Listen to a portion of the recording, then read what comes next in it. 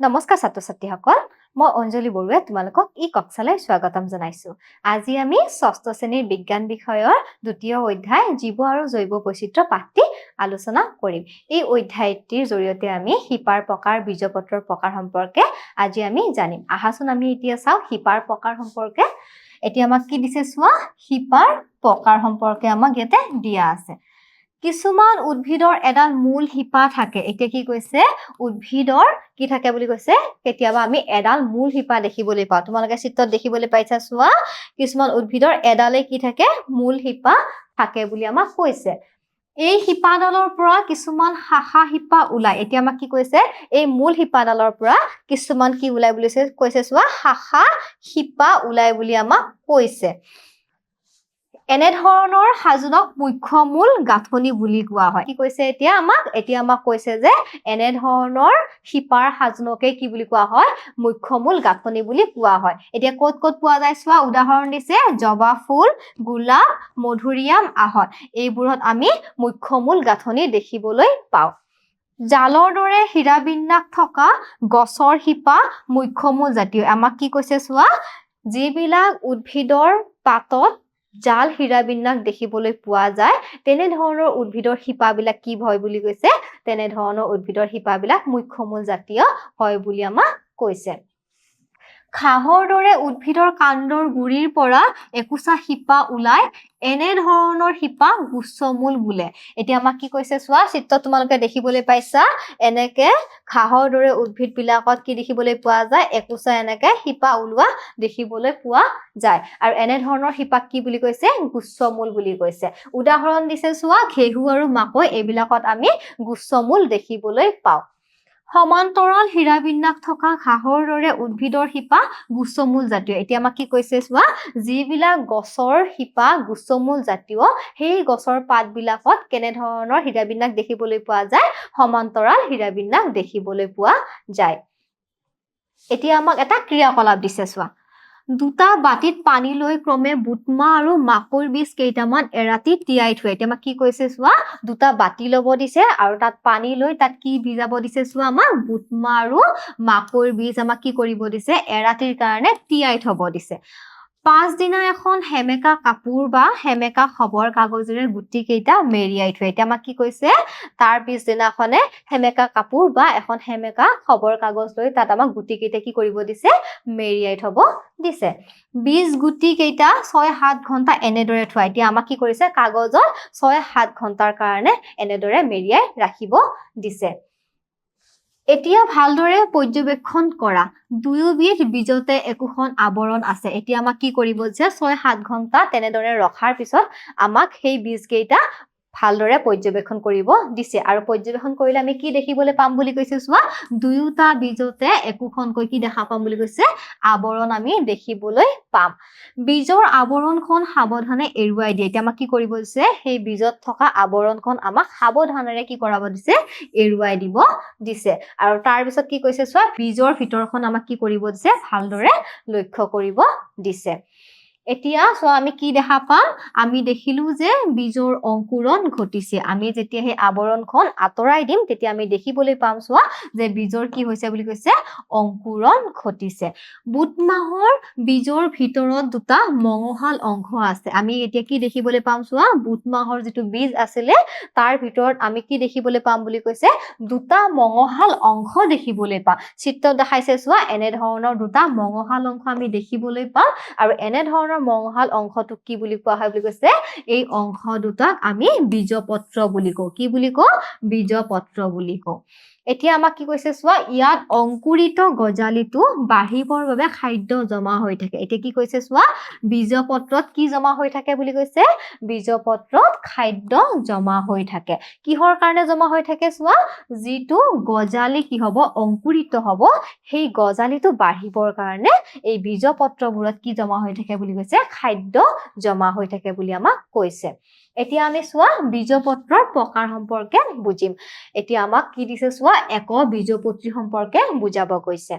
যিবোৰ গছৰ বীজত এখন বীজপত্ৰ থাকে তেনে গছক একবীজপত্ৰী উদ্ভিদ বোলে এতিয়া কি কৈছে একবীজপত্ৰী উদ্ভিদ মানে কি যিবিলাক গছৰ বীজত মাত্ৰ এখনে কি থাকে বীজপত্ৰ থাকে তেনে ধৰণৰ গছক কি বুলি কোৱা হয় একবীজপত্ৰী উদ্ভিদ বুলি কোৱা হয় এতিয়া আমাক উদাহৰণ দিছে চোৱা মাকৈ বীজত এখনে কি থাকে বীজপত্ৰ থাকে তোমালোকে চিত্ৰত দেখিবলৈ পাইছা চোৱা এনে ধৰণে এখনে কি থাকে বীজপত্ৰ থাকে সেইকাৰণে মাকৈ বীজ কি হয় একবীজপত্ৰী হয় বুলি কৈছে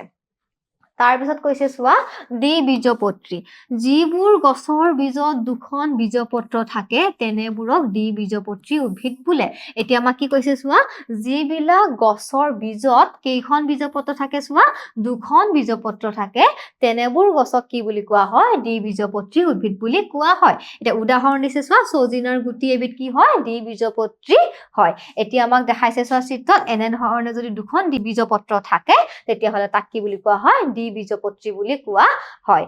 এতিয়া আমাক দিছে চোৱা হীৰাবিন্যাস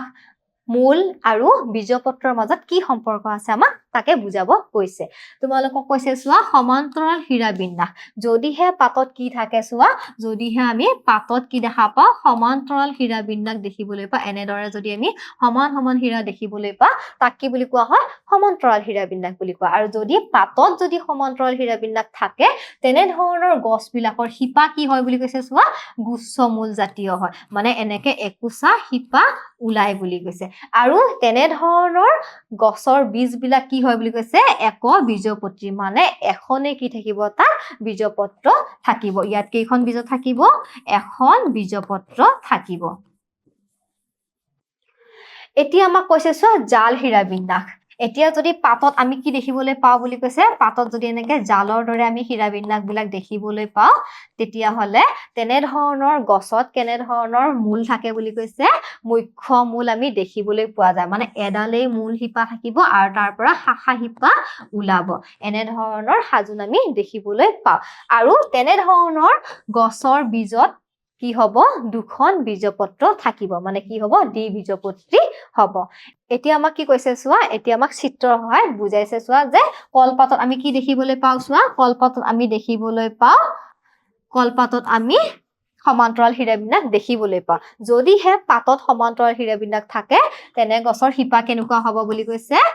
গুচ্ছমূল হ'ব আৰু তাত কি থাকিব এখনে বীজপত্ৰ থাকিব আৰু যদিহে গছৰ পাত কি হয় জাল হীৰাবিন্যাস যুক্ত হয় তেনে গছৰ শিপা কি হয় মুখ্যমূল জাতীয় হয় আৰু তেনে গছৰ বীজত কেইখন বীজপত্ৰ থাকে দুখনকৈ বীজপত্ৰ থাকে এতিয়া আমাক উদ্ভিদৰ সম্পৰ্কে কৈছে চোৱা সাদৃশ্যৰ ওপৰত ভিত্তি কৰি আমি কি কৰো ইহঁতক শ্ৰেণী বিভাজন কৰো উদ্ভিদক কিহৰ ওপৰত ভিত্তি কৰি শ্ৰেণী বিভাজন কৰা হয় সাদৃশ্যৰ ওপৰত ভিত্তি কৰি শ্ৰেণী বিভাজন কৰা হয়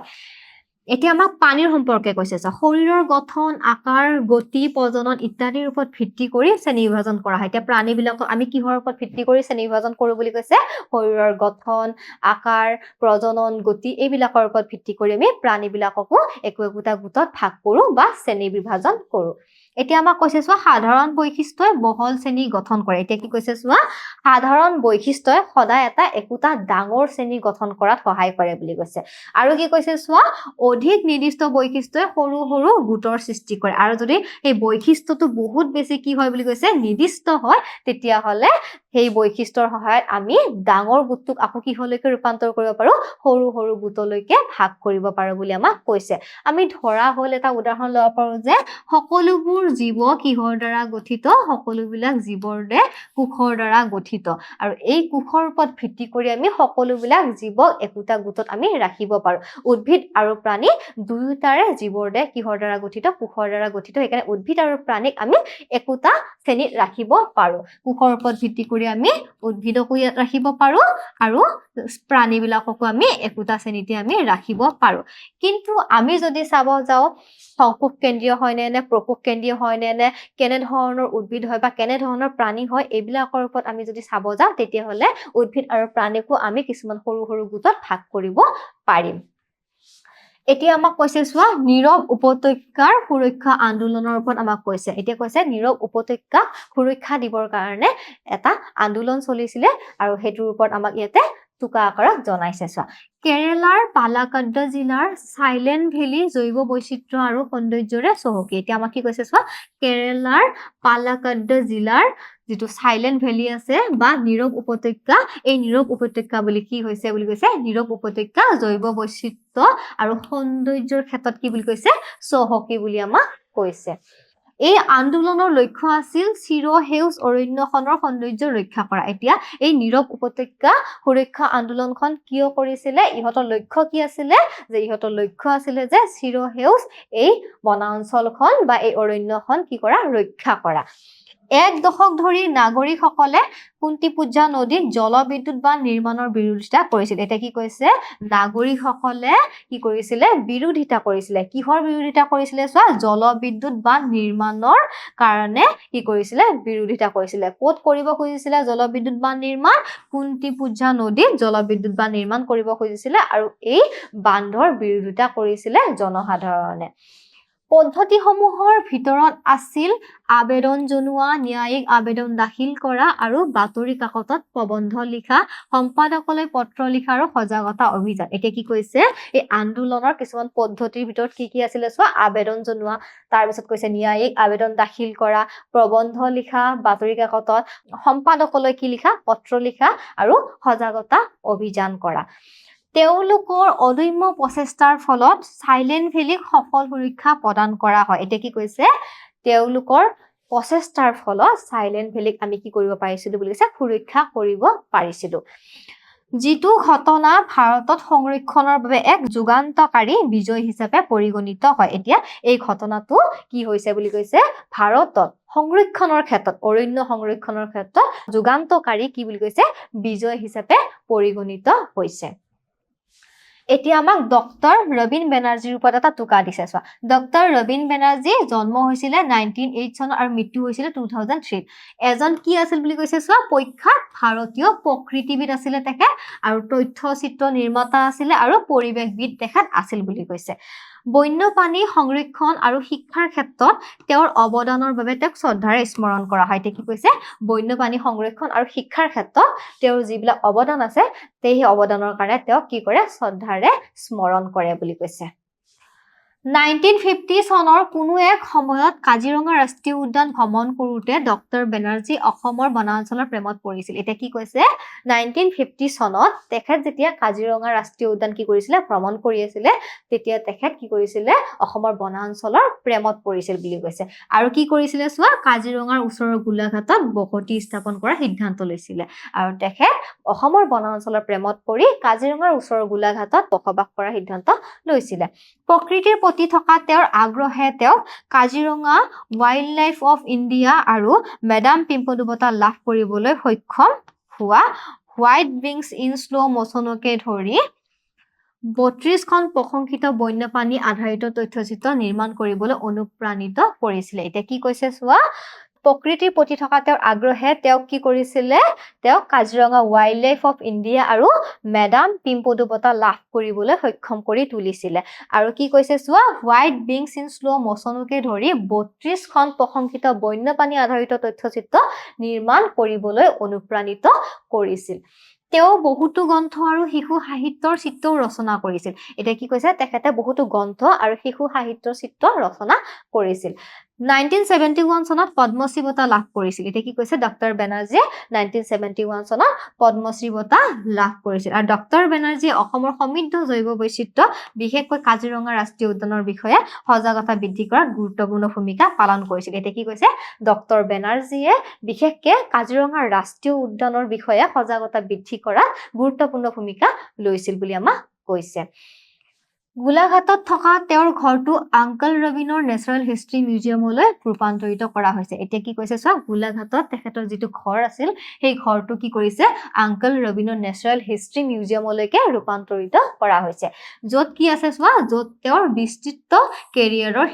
শিল্পকলা ফটোগ্ৰাফ আৰু চিত্ৰকলা প্ৰদৰ্শন কৰা হৈছে এতিয়া কি কৈছে এই মিউজিয়ামটোত তেখেতৰ কেৰিয়াৰৰ শিল্পকলা ফটোগ্ৰাফ আৰু চিত্ৰকলা এইবিলাক সংৰক্ষণ কৰি ৰখা হৈছে সংগ্ৰহালয়টো প্ৰকৃতি শিক্ষা আৰু পৰ্যটনৰ কেন্দ্ৰ হিচাপে পৰিগণিত হৈছে এতিয়া কি কৈছে এই সংগ্ৰহালয়টো প্ৰকৃতি শিক্ষা আৰু পৰ্যটনৰ কেন্দ্ৰ হিচাপে পৰিগণিত হৈছে এতিয়া আমি মূল্যায়নলৈকে আগবাঢ়িছো এতিয়া প্ৰথমটো প্ৰশ্ন হৈছে চোৱা জালৰ দৰে হীৰাবিন্যাস থকা গছৰ শিপা দেশ জাতীয় এতিয়া আমাক খুদিছে যে জালৰ দৰে হীৰাবিন্যাস থকা গছৰ শিপা কেনে হয় জালৰ দৰে হীৰাবিন্যাস থকা গছৰ শিপা কি হ'ব মুখ্যমূল জাতীয় হ'ব নেক্সট প্ৰশ্নলৈকে আহা সমান্তৰাল হীৰাবিন্যাসৰ এটা উদাহৰণ হ'ল কলপাত আহত গোলাপ মধুৰিআম এতিয়া সমান্তৰাল হীৰাবিন্যাস আমি ক'ত দেখিবলৈ পাওঁ ক'ত থাকিব কলপাতত আমি সমান্তৰাল হীৰাবিন্যাস দেখিবলৈ পাম নেক্সট প্ৰশ্নলৈকে আহা বীজপত্ৰ কেই প্ৰকাৰৰ এক প্ৰকাৰৰ দুই প্ৰকাৰ তিনি প্ৰকাৰ চাৰি প্ৰকাৰ আমি পঢ়িছিলো যে বীজপত্ৰ কেই প্ৰকাৰৰ হয় দুই প্ৰকাৰৰ হয় কিমান হ'ব দুই প্ৰকাৰৰ হ'ব একবীজপত্ৰী আৰু দ্বিবীজপত্ৰী আজি তোমালোকক মই যিখিনি শিকালো নিশ্চয় তোমালোকে বুজিবলৈ সক্ষম হৈছা আজিলৈ আহিছো ধন্যবাদ